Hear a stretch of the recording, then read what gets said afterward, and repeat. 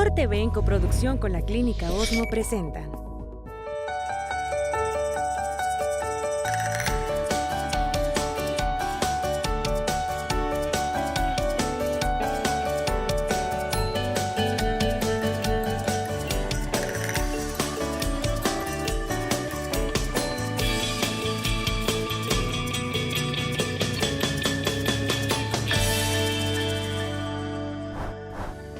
Hola amigas y amigos, bienvenidos a su programa Prevenir es Vivir.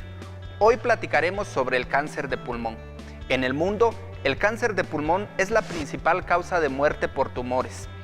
Más del 90% de los pacientes diagnosticados con cáncer de pulmón es en etapas avanzadas. Hoy platicaremos con los especialistas acerca de este tema, pero antes acompáñanos a ver la siguiente cápsula. Normalmente las células del cuerpo humano crecen para formar nuevas células. Así es como el cuerpo se va desarrollando. Cuando este proceso se descontrola y las células viejas sobreviven cuando deberían morir y las nuevas se forman cuando no son necesarias, entonces se forman tumores cancerígenos. Si esto sucede en los pulmones, entonces se llama cáncer pulmonar. Esta enfermedad es la primera causa de muerte por cáncer en el mundo. El problema está en que en el 90% de los casos son diagnosticados cuando ya está muy avanzado, haciéndolo más mortal y agresivo. Existen muchos factores de riesgo para padecerlo y el principal es fumar, la edad, la exposición al humo de leña, antecedentes de cáncer en otros órganos, la exposición al asbesto o la herencia genética. Su principal síntoma es tener tos, sobre todo si dura semanas o meses y no mejora con medicamentos. Otras molestias pueden ser la pérdida rápida de peso, toser flemas con sangre, dolor en alguna parte del tórax, sensación de falta de aire o no poder respirar bien. Si se presentan estos síntomas, se debe acudir al médico, quien podrá hacer una mejor valoración y determinar qué acciones se habrán de seguir.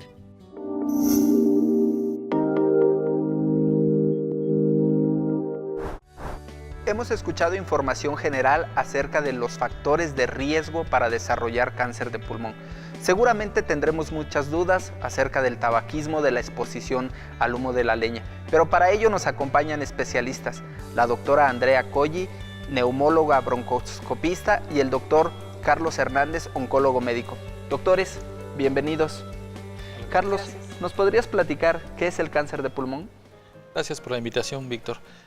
Pues el cáncer de pulmón lo denominamos así como aquellos tumores malignos que van a originarse en todo lo que es el tracto respiratorio, ya sea la tráquea, ya sean los bronquios, los bronquiolos, los alveolos, y que por alguna situación se transforman de características malignas. Es muy importante mencionar que el cáncer de pulmón, como mencionaba en la cápsula, pues es la principal causa de muerte a nivel mundial, y en México está catalogado como dentro de los principales 5 neoplasias malignas. En Oaxaca, más o menos, estaremos viendo alrededor de 1 a 3 casos con pacientes con cáncer de pulmón por mes. En la cápsula mencionábamos que la mayoría también son diagnosticados en etapas avanzadas. Desafortunadamente, el 90 o 95% de los pacientes están en etapas avanzadas, esto es en una etapa 4. Gracias, Carlos. Doctora, veíamos o escuchábamos que existen factores de riesgo, uno de ellos es el tabaquismo. ¿Nos podría platicar más acerca de los factores de riesgo para desarrollar cáncer de pulmón? Claro que sí. Muchísimas gracias también por la invitación y un saludo a todo tu auditorio. Como bien dice el doctor, pues desafortunadamente el cáncer de pulmón se detecta muy tardíamente. Y esto a veces es porque cuando el paciente tiene síntomas, habitualmente el tumor ya está muy avanzado. Los tumores que tienen tamaños pequeños pocas veces producen síntomas realmente evidentes. De ahí la importancia, como bien dice el programa, pues prevenir, ¿no? Para poder vivir.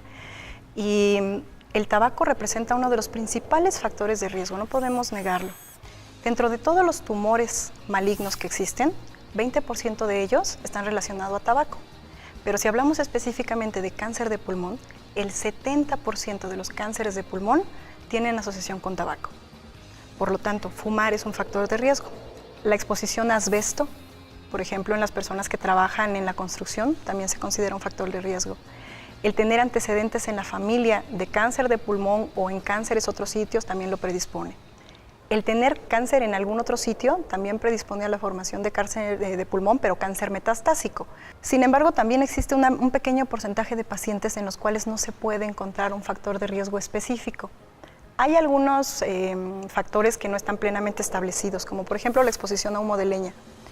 Sabemos que es un factor, pero no tenemos todavía científicamente demostrado cuánto tiempo de exposición o por qué a unos sí o por qué a otros no, ¿sí? Se le ha achacado mucho a la alimentación también, ¿no? Pero tampoco está plenamente demostrado, y al menos en lo que respecta a cáncer de pulmón, incluso hay un bajo porcentaje de pacientes en los cuales no podemos encontrar ningún factor de riesgo, y a eso le llamamos una mutación de novo.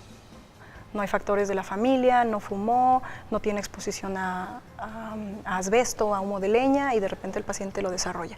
Pero nuevamente recalco, el principal factor es tabaco. ¿Y tabaquismo pasivo, doctora? La exposición a cuando convives con alguien que fuma intensamente. Claro, el tabaco pasivo también es un factor de riesgo para cáncer de pulmón y cáncer en otros sitios. A veces creemos que el tabaco de segunda mano, que el humo de segunda mano no nos afecta, ¿sí? Pero se ha demostrado que incluso las sustancias que expele el humo del cigarro se pueden quedar impregnadas dentro de la ropa. Entonces, si una persona fuma y después está en contacto con sus seres queridos y los abraza, a los niños, ¿no?, por ejemplo, ese pequeñito, aunque no haya estado expuesto al cigarro propiamente mientras acaba el humo su papá, por decirlo algo, si está respirando la ropa cercana a su papá, es exactamente igual. Gracias, doctora. Doctor Carlos, ¿nos podría platicar un poquito de la exposición al asbesto que mencionan? Antes en las poblaciones las láminas del techo eran de asbesto. En alguna ocasión una paciente nos preguntaba si este era un factor de riesgo. Sigue siendo un factor de riesgo muy importante todavía, no nada más las láminas, los techos, los tinacos. Los tinacos eran hechos de este material que se ha ido cambiando a través del tiempo. Y sí, definitivamente el tener esta exposición a largo plazo no es una exposición momentánea o temporal, generalmente son exposiciones a largo plazo, nos dan ese factor de riesgo para desarrollar un cáncer de pulmón. También puede ser un factor de riesgo para desarrollar un cáncer de aquella telita que envuelve a los pulmones, ¿sí?, que puede dar un mesotelioma, que es otro tipo de cáncer que también está asociado muy frecuentemente al asbesto. ¿Los síntomas iniciales para un diagnóstico de cáncer de pulmón, Carlos? Fíjate que desafortunadamente en etapas tempranas del cáncer de pulmón no hay síntomas que nos digan o nos podamos adelantar a hacer el diagnóstico. Sin embargo, conforme va avanzando la enfermedad, los síntomas van apareciendo. Los síntomas más frecuentes son la tos, ¿no? Si tenemos un paciente en el cual la tos pues es continua y está persistente por más de 3 semanas, es en aquel paciente en donde tenemos que empezar a sospechar de que hay algo más. Mucho más si se asocia con flema y empieza a sacar sangre, ¿no? A nosotros nos enseñaron que, bueno, desde la escuela, que cuando hay flema con sangre, generalmente lo primero que pensamos es en tuberculosis. Y sí es cierto, la tuberculosis es una enfermedad infecciosa que todavía existe. Sin embargo, en pacientes mayores, en donde no tienen un contacto, no hay pues personas cercanas que hayan tenido tuberculosis, también hay que pensar en problemas de cáncer, no nada más en tuberculosis, ¿no? De ahí pueden haber otros síntomas, pero obviamente entre más síntomas tengamos, más avanzada es la enfermedad. Falta de aire, ¿no? La falta de aire, el caminar poco y que te agites, el que no puedas acostarte porque te falta el aire, son síntomas que nos hablan de que la enfermedad es más avanzada, y eso a lo mejor tenga que ver porque ya hay agua en el pulmón, ¿no? Y cuando hay agua en el pulmón es porque ya estamos ante una etapa 4. También puede haber falta de, más bien pérdida de peso, falta de apetito. Doctora, el doctor mencionaba un síntoma principal que es la tos. Cuando un paciente va al médico y tiene tos y le receta algún tratamiento y siente mejoría, pero regresa la tos, ¿cómo podría el médico general decir o sospechar de que también puede existir un cáncer? ¿O por cuánto tiempo el paciente debe recibir un tratamiento y de ahí mejor realizarse un estudio en especial? Claro, la tos es un síntoma sumamente común, ¿no? Y dentro del área de la neumología, pues es el principal. Tener tos no necesariamente implica que pueda tener cáncer. Como bien decía el doctor, puede ser tuberculosis, puede ser asma, puede ser EPOC, puede ser una infección respiratoria, puede ser neumonía, etc. Pero si el paciente ya recibió tratamiento y la tos no disminuyó, permaneció, ¿sí?, y el paciente sigue teniendo tos lo indicado es que a este paciente se le haga por lo menos una radiografía de tórax. Y a veces pasa que el paciente mejora transitoriamente y ya no regresa al médico. Siempre tener un seguimiento, un control con su médico es muy importante, ¿no? El estar seguros como médicos de que el paciente ya se curó de lo que tenía, pues es vital para que nosotros sepamos que nuestro paciente ya está bien, ¿no? ¿Cómo hacemos el diagnóstico de cáncer de pulmón, doctora? Bueno, existen diferentes métodos diagnósticos que podemos hacer, ¿no? Evidentemente, todos los datos que recabamos cuando interrogamos al paciente es muy importante para pensarlo. Y revisaremos al paciente y el cáncer de pulmón, pues como decía el doctor, se puede alojar en muchos sitios, ¿no? Si se asocia a lo mejor, si se localiza en la vía aérea superior, pues seguramente vamos a escuchar problemas de que no pase bien el aire, ¿no? Si es un cáncer avanzado, a lo mejor vamos a escuchar que tiene agua en los pulmones, o si es un cáncer que tiene una localización central, veremos que el paciente nos refiere tos con sangre, etcétera. Y si nosotros como médicos sospechamos que este paciente puede tener un cáncer a nivel de los pulmones, pues entonces echaremos mano de todas las herramientas diagnósticas para poderlo confirmar. La radiografía de tórax, desafortunadamente, no puede garantizarnos en un 100% de certeza que haya o que no haya un tumor. Para eso tenemos que hacer algunos otros estudios más avanzados, como lo es la tomografía de tórax. En este estudio nosotros podemos determinar la presencia o ausencia de algún tumor. Y si consideramos que esa lesión pudiera tratarse de un tumor maligno, de un cáncer de pulmón, pues entonces lo que sigue es tomar una muestra de ese tumor.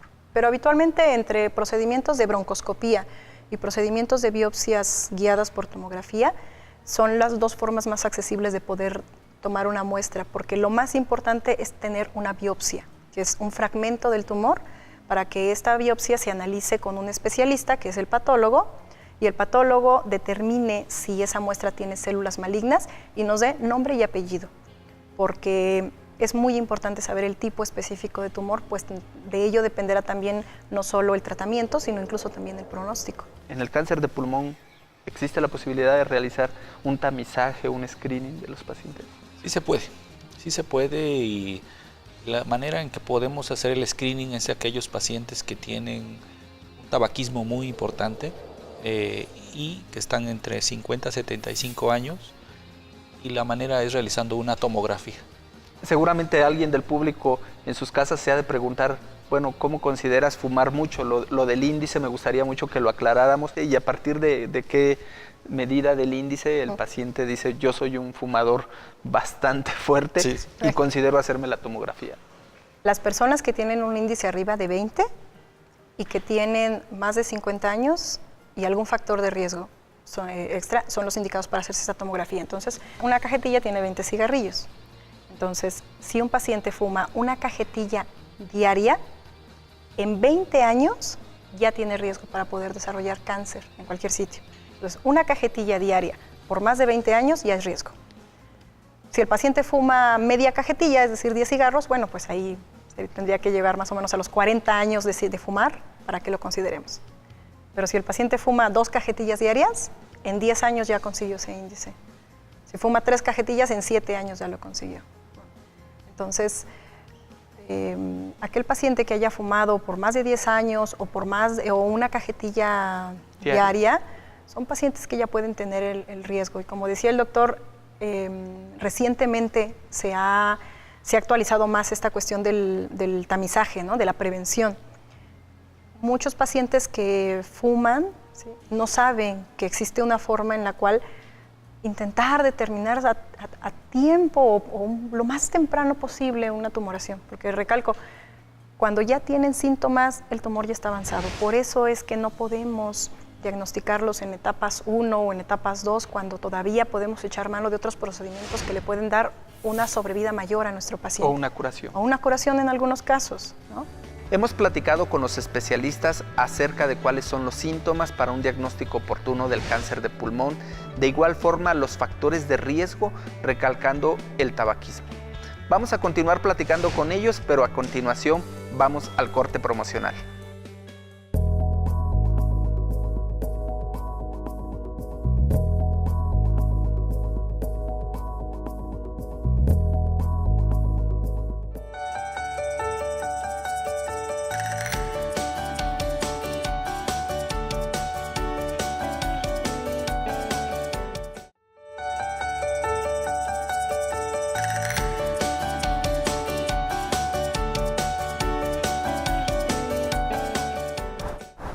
Gracias por continuar con nosotros. El tema de hoy es cáncer de pulmón. Recuerden que también nos pueden contactar a través de nuestras redes sociales, las cuales están apareciendo en su pantalla.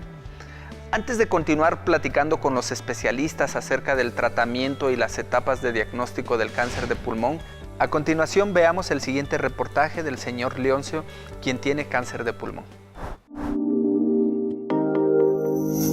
He tenido lo que es mucho dolor en los brazos.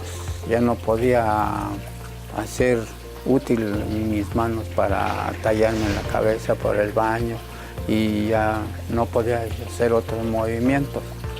Y entonces, pues ya hasta después ya fue que descubrieron que era por eso, fue que no hay circulación, mucho cansancio y mucha tos.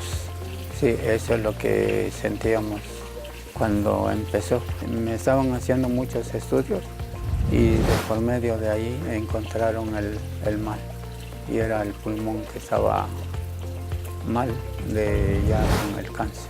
Las causas vienen según que yo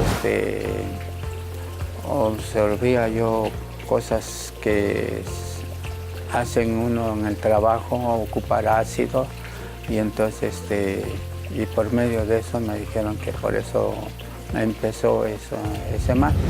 Pues de un momento yo me sentí un poco triste. Dije, no, pues ¿qué tal si no logro salir de eso? Pero no, fue al contrario. Ahora le doy gracias a Dios que sí estamos progresando sobre la enfermedad. Me están tratando con quimioterapia. Sí, eso es lo que me está disminuyendo el cáncer. Pues bastante mejoría he sentido y por eso al mismo tiempo me siento contento porque pues ya no hay ese dolor, ya no hay esa tos, ya no hay esas dolencias de rodillas, de los hombros y pues todo eso por eso me siento bien ahora. Pues la familia está constantemente conmigo, me están apoyando y luego los médicos pues también otro poquito más nos están animando y ya por eso me siento con más ganas de seguir en la vida, pues a ver qué se puede hacer más adelante, seguir trabajando. Sí.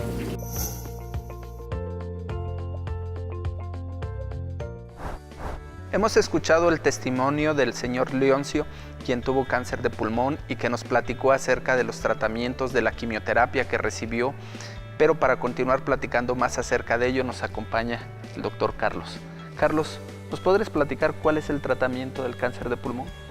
Claro que sí, Vic. Mira, la piedra angular del tratamiento del cáncer de pulmón, igual que en muchos tumores, es la cirugía. Es lo que uno quisiera a veces, que el paciente pudiera operarse.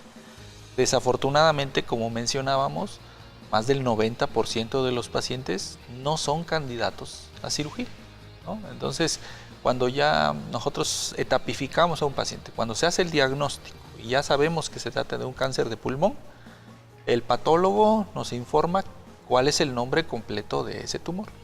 Y entonces ya los clasificamos. Generalmente los clasificamos en dos tipos: aquellos que son de células no pequeñas, que es el 90% de los casos, y de células pequeñas, que va de un 10 a un 20% de los casos.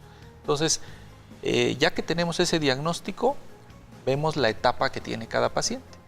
Perdón, Carlos, ¿y los dos tumores, uno es más agresivo que el otro, el de células no pequeñas? Sí, generalmente el de células pequeñas tiene un crecimiento más rápido que el de células no pequeñas. El de células no pequeñas hay tres tipos: carcinoma epidermoide, adenocarcinoma y de células grandes. Y tienen comportamientos diferentes cada uno. Ya que tenemos pues eso, vemos la etapa en que está el paciente y para eso utilizamos una tomografía, ¿no? Y en el mejor de los casos utilizamos un estudio que se llama PET-CT. Entonces eso nos da una etapa, realmente si es etapa 1, 2, 3 o 4. Entonces las etapas 1 y 2 son pacientes que deben ir a cirugía idealmente. Las etapas 3 son pacientes que son candidatos a radiación junto con quimioterapia. Ahí la cirugía puede ser en algún momento contemplada, pero no es en todos los pacientes. Y luego vendría la etapa 4.